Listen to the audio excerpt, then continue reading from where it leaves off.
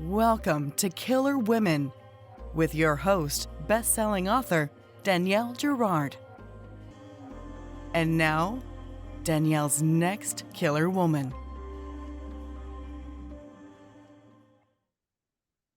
Hello, and welcome to Killer Women Podcast, a proud member of the Authors on the Air global network with more than 4 million listeners. I am your host, suspense author Danielle Girard, and my guest today is Eliza Clark. Eliza's debut novel, Boy Parts, was released in July 2020 and has since been Blackwell's Fiction Book of the Year. In 2022, Eliza was chosen as a finalist for the Women's Prize Futures Award for Writers Under 35. And in 2023, was selected as one of Granta's Best Young British Novelists of the Decade. Her second novel, Penance, was released in the UK in July of 2023. Welcome, Eliza. Hi. So nice to have you, and congratulations on all your success and your fabulous. I loved Penance. I love to mark little spots that are my favorite. So before we dive into the writing and the book and all that good stuff, can you tell our listeners a little bit about Penance? Yes. So Penance is an untrue crime book. So it's a fiction novel written in the style of a non-fiction true crime book. And it tells the story of a teenage girl who is murdered by 3 other teenage girls. It's also kind of a town history and kind of a history of everything leading up to the crime in question. I was going to ask if it was based on a true crime, because it reads very much like you said, like a true crime story, which is fun because there's a whole, obviously there's an incredible following for, true crime, and there's a lot of true crime junkies. Can you tell us sort of what the seed was? Like, how did the story come to you? Yes, it's a sort of, I almost can't quite remember where it came from now, because I started writing it sort of in late 2019, and I have I just feel like my memory of that kind of time is so blurry because it was so close to the pandemic. Right. And Penance is it is a pandemic book. It was written entirely during the COVID-19 pandemic. So Yes. I don't quite remember where the sort of first idea came from. I know that it was there are a couple of real life cases I was thinking about that I sort of wanted to look at and fictionalize and write a novel not about, but sort of incorporating some of the elements from those real life cases. And then I remember at some point the sort of seaside town element coming in. My partner he grew up, he spent his teenage years in a seaside town on the east coast of the UK called Scarborough, which is it's sort of like a small town. It's very kind of faded glamour, and it's quite run down now. And there was just always a lot of weird local news things that he sort of told me about that he could remember. And I just found them so interesting and thought it would make a really great backdrop for something like this. The element of it being a non-fiction book, again, I'm also not quite sure when that came into it, but I know that it was sort of brought in just to kind of push the work formally a bit more, but also to differentiate it a bit more from my first book. I think there's a lot of pressure for sort of second time novelists, I think, particularly, to kind of not replicate their first book again. And I think a lot of people sort of, I think just because of the nature of the way a lot of publishing contracts work, you often have years and years, and you have your entire life to write your first book and then maybe have 2 years to write the follow-up. Right. Yeah, and I was really, really conscious of making sure that I did something that didn't feel like a rehash of my first book.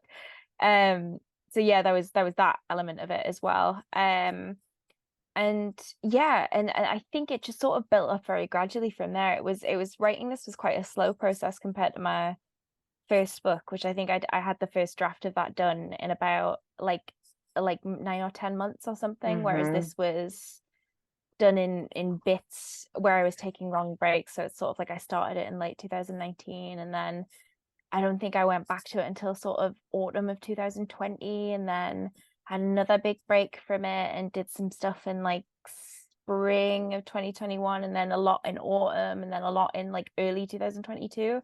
So it was a very like broken up and quite disjointed process, I think, for writing it. Wow. Well, you use a lot of really interesting different sort of, you know, methods to tell the story, right? We have like diary entries, and we have posts, and we have interviews. Can you sort of, you know, what sort of led you to sort of take that sort of um, varied approach versus just sort of like a, you know, interview, like a more sort of traditional Mm. detective story, or, you know?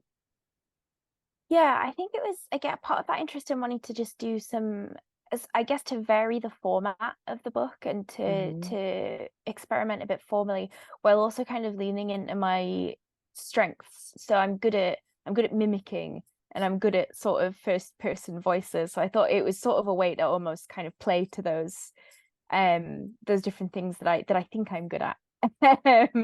Um, and I think also just I get bored very easily, and I think it's a good way to just sort of add Hmm. in a lot of different elements. So it was written quite non-linearly, and I could kind of go and work on bits that I was interested in working on that day, and maybe bits that I wasn't so interested in I could leave for a while, Right, um until they become interesting too, until they right? become interesting again. Yeah. Exactly.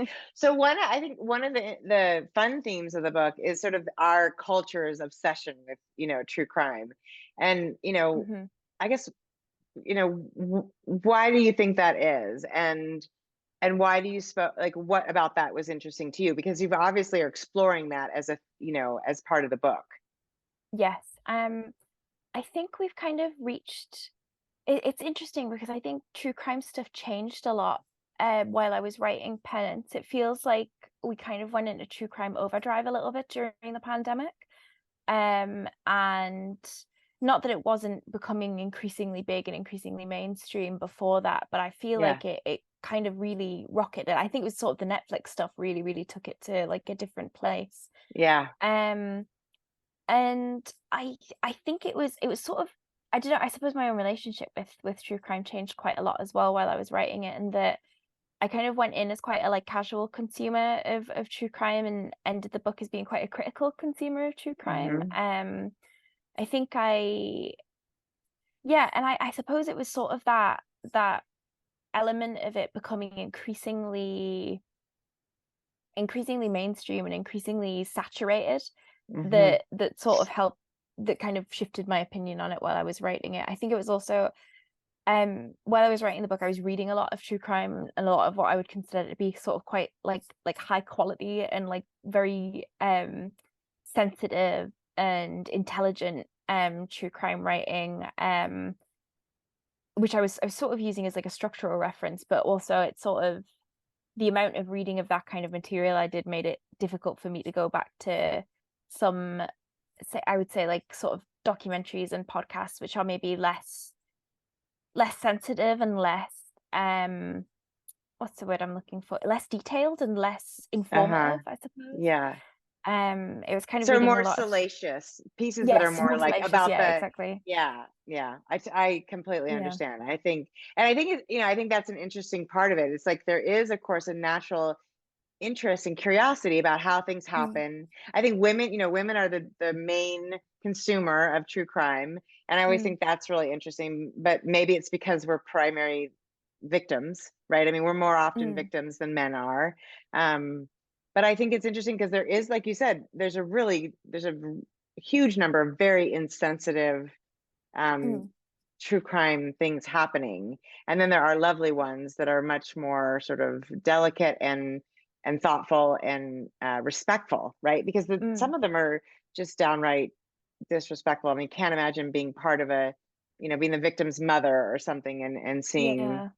what, you know, what people do. So I'm curious because this, you know, you chose a male perspective for Mhm. the main character, and I that just it just curious to me. Can you talk to us about what about that choice? And Yes. It was in part kind of, I suppose, like a bit of a cheeky choice, because my first novel has a very unlikable female narrator, and it's very first person point of view, and it's kind of effectively written as a monologue. And I was very conscious. So that first book, Boy Parts, was released in summer of 2020. So it like when I was still very early on in writing Penance, I wasn't quite sure what I was doing with that narrator yet. And I think it was sort of the way that people immediately feel the need to draw a line between the author and the protagonist when there is particularly using like a voice like that. And a lot of the content in Boy Parts is quite transgressive, and sort of deals with a lot of themes around sexual violence. So I found it like people trying to draw that line between me and the protagonist very intrusive and very insensitive and very just silly in a lot of ways as well. I think it's not a very I think it's a not a very good instinct to approach books with when you're reading. And I think I was just sort of almost wanting to put quite a big gap between me and the protagonist this time, and sort of almost to just sort of deliberately drive that wedge, because it hasn't happened at all this time, which obviously it wouldn't. But I think it was also just to give the narrator a bit more of like a traditional media background. In the UK, I think this is maybe the case, but to a lesser extent in the US, just because it's so much bigger and there's not as much domination from legacy media. But our legacy media in the UK is very much run by like a group of people who have gone to the same schools, and it's like it's people who've gone to private school and then have gone to Oxford and Cambridge. So we end up with this very, very narrow demographic of a certain type of person who effectively gets to tell stories in this country. And I was quite interested in playing with that type of person, this kind of, I guess, middle class legacy media guy who who's like kind of almost white, been handed a newspaper column. white male privilege. Yeah, it is interesting. Let's talk about that, the Boy Parts, because I got a chance to read some of that. I didn't have time to finish it, but again, like you said, it's a very different style book, and there is something I wonder. I don't feel like media does it so much with men. When a man writes a male character who's unlikable or even violent and ugly and angry, they don't necessarily attribute those the characteristics to the author. But for some reason, unlikable women characters are always like, well, then the author must be this must be about the author. And it's a little insulting, as you said. But I can, it does happen. And I think it's curious. I mean, do you feel like that's right? Do we do that to men or just more to women? And what, why do we suppose we do that? Yeah, I think it's very gendered. I almost wonder if it's a bit of a like I think it's quite patronizing. I wonder if it's almost people thinking that like, oh, you couldn't have possibly written this if you were like you couldn't have possibly made this up. You must be drawing on your own experiences. This sort of instinct to I guess to downplay the amount of work that women, particularly I think like young women novelists, do to sort of basically say that there's no way you could have come up with this on purpose. You must have just pulled it all from your own life. I think in some ways that I suppose that would be a very negative and cynical way to look at it. I think more positively, I do think people who identify with the work want to identify with you as well. And I think some of it can come from a more positive place from there, but I think a lot of it does come from that more like patronizing place. So do you feel like, I mean, you're a very young author and and have had really great success, so which is amazing, but do you feel like there's also people sort of reacting to your age and sort of like, do people sort of minimize you and your successes because they're like, well, she's so young, it's sort of impossible to imagine she's doing this on her own? Or yeah, it's funny, we have like I think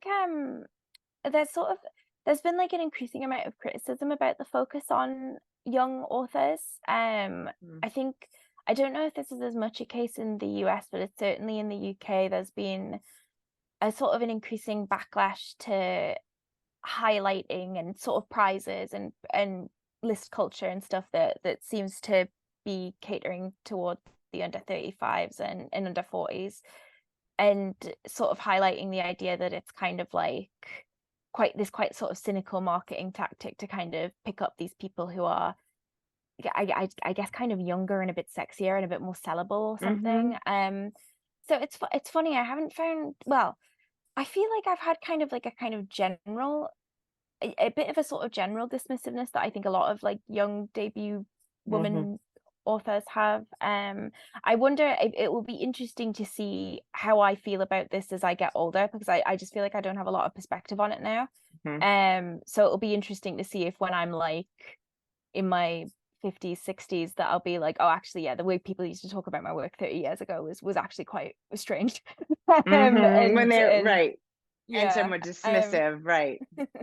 Yeah, I mean, um, it is interesting because I do think it's, and I think the backlash is interesting because I mean, mm, obviously, I think that's envy, right? I mean, my perspective would be that those people who are responding to the fact that young, mm, successful authors are getting attention is just a form of envy, right? I mean, I think why wouldn't we so celebrate people who are doing amazing things as young people, because we don't have the mm, world. I mean, you're writing about things that are, about people who have had a lot more life experience than you do. There's a lot of yeah, mothers and parents of these girls, the victim and the perpetrators, that is beyond sort of your own life experience, which is admirable, and I think we should celebrate it. So, but oh, thank you. it's interesting. It is interesting that that's Yeah. yet another hurdle.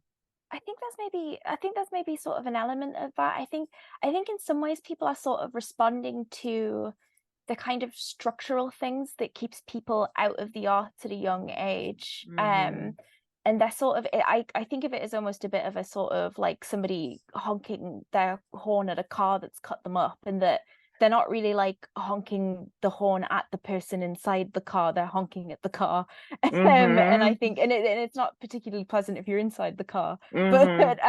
yeah, I feel like it's maybe a bit of, sometimes you kind of catch strays, as the kids would say, Yes. from you're catching strays from people trying to make a sort of general sort of structural criticism of the way the industry works, particularly in the UK. And maybe it can just, perhaps if you're the person that is sort of on the list that is being complained about, it can feel a bit salty and a Right, bit right. targeted. Absolutely. I mean, I think there's something to that too. Like, it does seem like there can be this is the assumption that it's a privileged situation to have Mm, been able to write a book at a young age. But obviously, you and I both know that writing a book is no like easy feat. So yeah, it's not so much privilege as it is like, clawing your way up a very scrabbly mountain.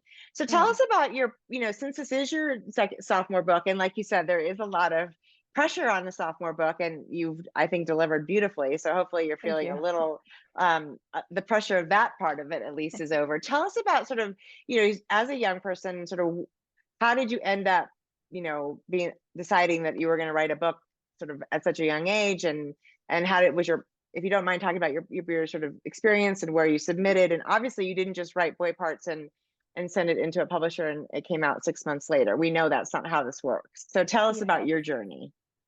Um, I've been writing as a hobby, pretty much since I was like a kid. So I used to write fan fiction when I was like, I started doing that when I was 13 or 14.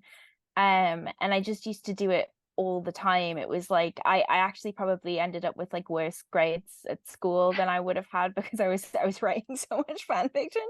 Um, Yeah. which was, for me, I think it was a lot about like, I just really, really enjoyed writing, and Mhm. I like people being able to read it. And I think it provided like a really good sort of framework for me, because I think when you're writing original work, it's like it's some of the most difficult parts of doing the writing in that case is coming up with the original stuff. Yeah. Whereas when you're just writing fanfic, you don't really need to worry as much about like coming up with characters and worlds. You can just focus on like pacing and Yeah. line level writing in a way that's like really, really useful. It's something that like I've done a little bit of teaching for new and young writers, and I always recommend that they have a stab at writing some fan fiction, just because I found it so useful when I was a teenager. And then I sort of started writing more original stuff more seriously in my early 20s. So when I was kind of at university, sort of 19, 20, 21, I didn't really start. I was more in the kind of speculative and horror fiction Mhm. space, which is a lot more of what my short fiction takes the form of. So I was doing bits and bobs of submitting to kind of like standard, the sort of big sci-fi magazines and horror magazines like Nightmare and Clocksworld and bits and bobs like that. Um, and then I was sort of around when I was doing that. There's an organization in the northeast of the UK called New Writing North, which is where I'm from.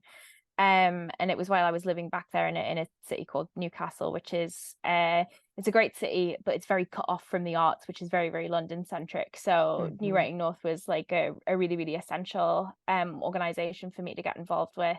Um I'd actually applied for a job there, which I didn't get, but they invited me to be a participant on one of their grant schemes. So because of that, I got one-to-one mentoring. So I was working Mm. on a lot more original short stories with that mentoring scheme, and then started writing boy parts there. And then it was sort of around when I started writing boy parts, I got a job at a literary magazine called Dyslexia, which is like Mhm. a teeny tiny sort of 6-7 person staff magazine, which is a writing magazine for women, based in Newcastle. And that was really useful in that it gave me like a really good profession like insight into the professional side of publishing. So like Mhm. how to write a cover letter for an agent, what a literary agent is, and Right. where they are and who they are and Right. stuff And what like they that. do. Exactly. Yeah. Well, it's And then yeah. yeah, no, Sorry, yeah. carry on. And then so you were writing boy parts during that. No, please tell continue. Yeah. And I once I'd finished that, I think that was sort of late 2018. I spent most of early 2019 just kind of bouncing back and forth between editing boy parts and then submitting it to agents. So it was sort of like Mhm. I was going back and forth between working 4 or 5 days a week, and it would be like on Fridays or Saturdays I would go and sit in a cafe for like 6 hours, and I would either just write, and then in early 2019 I would write cover letters to agents Mhm. and Yeah. Yeah. re-edit my manuscript. Yeah. So I think I sent that to like I think I sent it to 12 agents maybe and didn't get any Yeah. response. And then I was when I was working at Dyslexia, I used to run the online forum, and I used to run like online events on the it was a Yeah. subscribers only forum. I used to run online events for it, and we had like a pitching event with indie presses. Yeah. And I decided I was going to be very professional and not pitch my own book. And then I was unprofessional and pitched my own book. And they Fair. asked for it, and then yeah, I think within like 4 weeks I'd signed a book deal for boy parts. That's Um, yeah. That's awesome. Well, I think it's interesting. So, fan fiction, let's talk about that a little bit because it's not something that's come Mhm. up on the podcast before.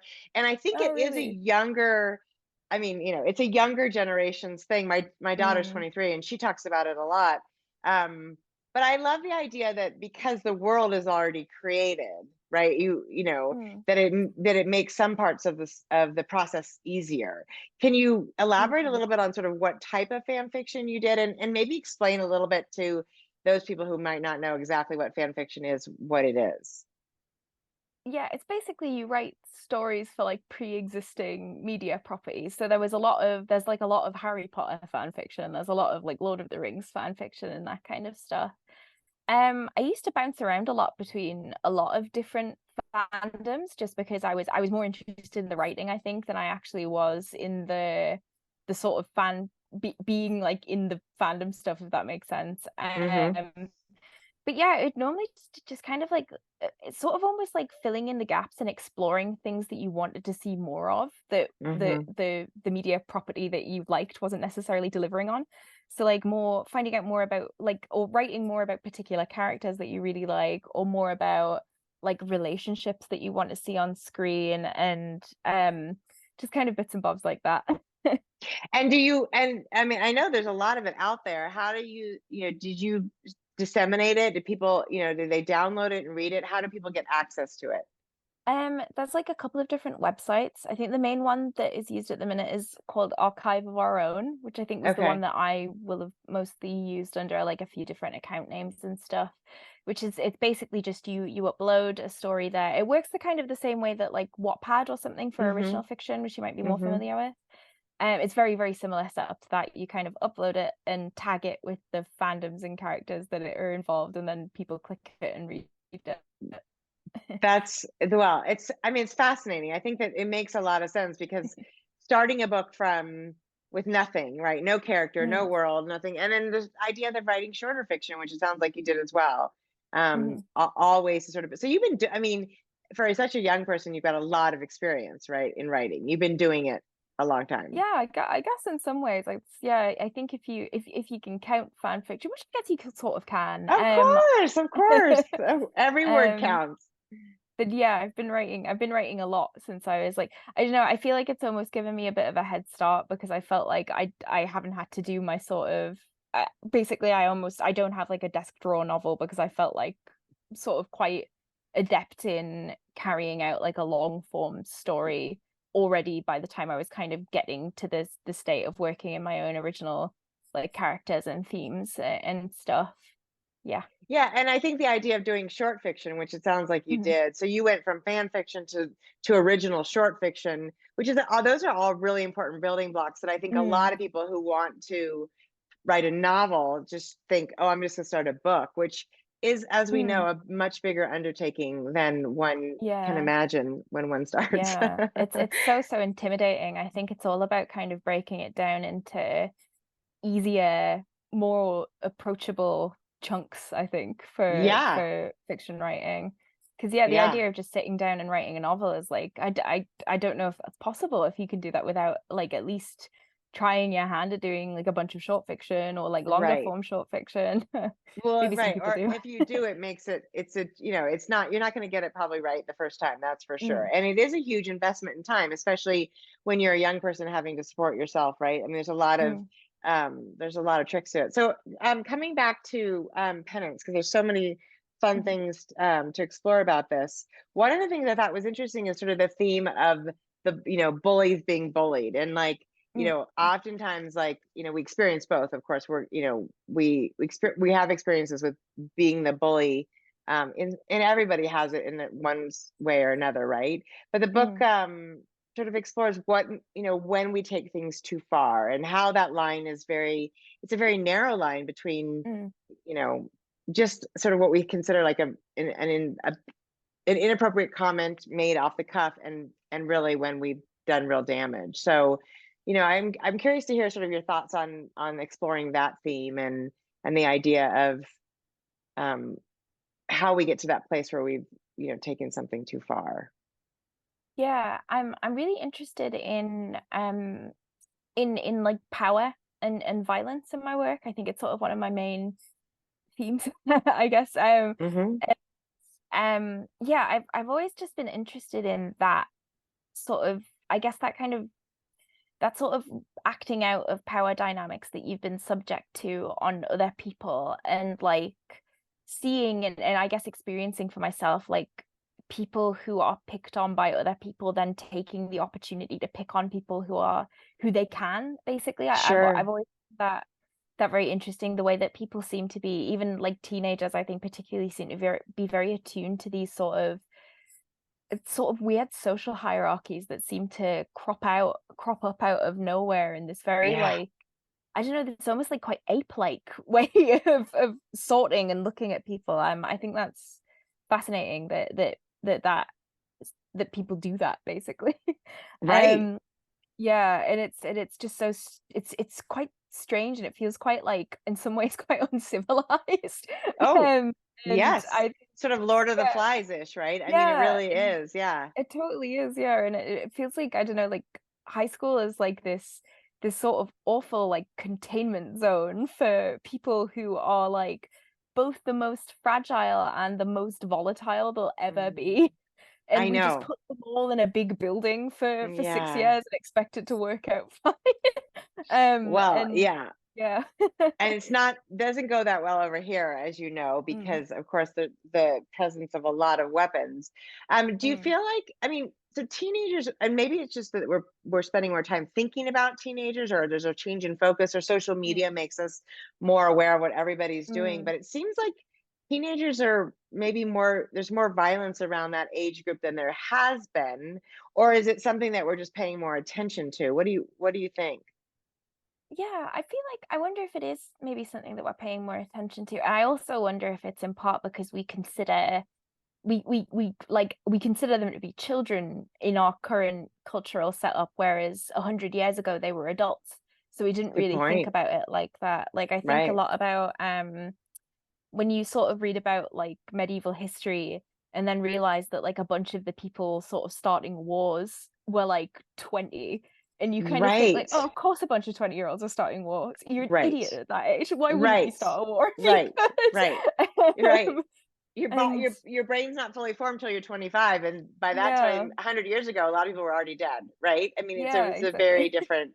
It was a short life. It is. I mean, it's concerning. And then the flip side of that is sort of you do the another. This is another sort of beautiful theme in the book, which I really appreciated, was the idea of how much how culpable are the parents, right? Like Mm, there's this idea that if your child does something really, really awful, of course, the parent is always sort of, you know, it's like you must have done something really wrong. And, mm, you know, are they responsible? To what extent? What do you think? mm. Yeah, I think I always tend to err on like that it's just so complex, and that in some ways it's kind of like your upbringing is always going to account for how you behave and what happens in a certain situation, but there's also things that parents just can't possibly account for, and things that you can't be in control of. I mean, I'm a big advocate for limiting teenagers' internet access personally, or at least Yeah. monitoring it very heavily. I think like a lot of people sort of around my age being kind of like, I guess, like younger millennials, where basically you had this thing in your house that your parents don't really understand, but you can learn about really quickly, Hmm. because you're like 7 and your brain just works a lot faster with this kind of stuff. And yeah, that there's this real like wild westy element to the internet, and I think people can really underestimate how affecting the internet can be in terms of, I mean, we've seen a lot in the last decade. It's power for radicalization on a political level. I think particularly with young men. It's obviously been like a huge issue in the States as well as, I mean, worldwide. But I think we tend to see so much of it from the States that's kind of it's something that I'm very interested in. I guess just because um I feel like I grew up very much alongside this sort of thing, and being Hmm. able to see people that you know that are like online acquaintances go down like really strange rabbit holes has Right. been quite an odd thing to Yeah. witness. And yeah, I think yeah, it's weird. It's like I'm always very conscious about being like internet bad when I'm Right. talking about it, because I Right. think it's more complicated than that. But I do think Of that, course. we've got this like unwieldy tool that it's interesting in that like a lot of, I don't know, I guess basically a lot of older people just don't have the same like innate understanding, or had Mm-mm. like, why would you think that there were people radicalizing your children on the internet? And Yes. Right. yeah, Right. Yes. that I that mean it's that. sort of interesting to have to basically to have the people who know the most, and who are your kind of society's caretakers, not knowing about this thing where it's just a bunch of children going insane on there. I know, and I mean, you do hear like the people like the Bill Gates and the Steve Jobs and the Jeff Mm. Bezos are like, we would never let our children anywhere near the internet, and you're like, but wait a minute, you guys, you created the internet. Why are you saying that? That's so terrifying to those of us who Mm. who let our children go a little bit wild on the internet. And you mentioned this in the beginning, it's totally changing direction, but I wanted to let Mm. wanted to explore a little bit that the town Crow on Sea is Mhm. really its own character in the book, which is Yeah. really you know fascinating, and like you said, it's sort of loosely based on the town where it sounds like your partner grew up. But you Mm. know what makes that setting to you? I mean, it adds so much power to the story. So in your perspective, sort of what was, why set this book in a place like that? Yeah, I think that seaside towns in the UK are so interesting. And I talk about it a little bit in the book. It's sort of because Penance kind of uses like a real world setting, it does fold in some real world facts in that Yeah. in the UK, the seaside towns basically used to be quite a like glamorous and like expensive tourist destination. So it would be like the aristocracy would come out of London to visit these seaside towns. Yeah. And obviously with the advent of cheap holidays, I mean it's also as well that the standard of living in the UK is actually, it was a lot lower for a lot longer than it was in the States. So there were people like it's stuff like my parents both remember getting a telephone for the first time, and they're like not that old. Yeah. And Yeah. stuff like that. So like foreign holidays didn't really become a thing until the sort of 70s, 80s here. So it was basically these towns that had this very like rich domestic tourist industry that was visited by like all different types of people. It was suddenly kind of gone. Which means that a lot of these towns they're like entirely reliant on tourists that just aren't there. It's been interesting after the pandemic, a lot of these towns are seeing like a bit of a resurgence, but yeah, they've got this really interesting and very specific aesthetic that I would recommend looking at like pictures of UK seaside towns where there's this sort of mix of these like beautiful grand old buildings and like shops that just sell. We've got this stuff called rock, which is like it's like a kind of candy where it's just like a stick of like sugar, and it's like a thing that you would get, and it's like they come in different colors. But like for some reason in Scarborough we went into like a sweet shop that was mostly just doing it, they just sell rock, and you would go in and there would like be loads that were like shaped like penises and boobs, and it's like this kind of weird juxtaposition of like the absolute tackiest stuff about British culture, this like weird like carry on just trash stuff next to this like beautiful 300-year-old hotel that Queen Victoria stayed in. Right. It is. I know what you mean. The sort of those depressed areas and what they cling to in terms of trying to make ends meet, and then you have the incredible diversity between the economically really well off and the people who work in those towns and live in them and struggle. So I love the influence of that town, because it does have this sort of depressive, like everybody's a little bit underwater, and so it adds to the sort of scrambling effect of the kids, because of course their parents are in that same situation, and the characters in the book, some of them are quite wealthy and some of them less so. I think that was really, and you mentioned it at the beginning, but I wanted to circle back because it is a really, and the name of it even is a really, it's I'm sure there's not a town. I mean, is there a town called Crow-on-Sea? It's a very interesting name. There isn't, but sort of roughly like geographically where it would be, there's a town called, well, it's not really a proper town. It was basically, the land was bought by somebody who wanted to make it a resort town, but it just didn't go to plan. So there's like 4 houses there. It's called Ravenscar. And there's like loads of little bits, loads of places with mad sort of names like that in the UK, which I've always just found really fascinating. Yeah, I love that. And the crow is such a, it's a very distinctive creature, and like you said, sort of the carry on and the the eating whatever's left over kind of, it's sort of a nice echoes the themes of the book, so I appreciated that as well.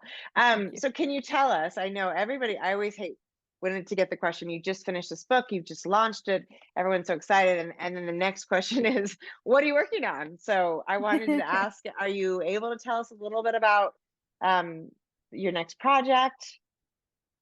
Yeah, I'm doing a bunch of different stuff actually. I've got a couple of film and TV projects in development, which as always are kind of NDA up to the eyeball, so I can't really talk about them, but I am doing them. That's very exciting. And I have a short story collection coming out in the UK at the end of next year. It should be out in the US sort of maybe kind of around the same time, but we're still kind of crossing the I's and crossing the T's and dotting the I's on that at the minute.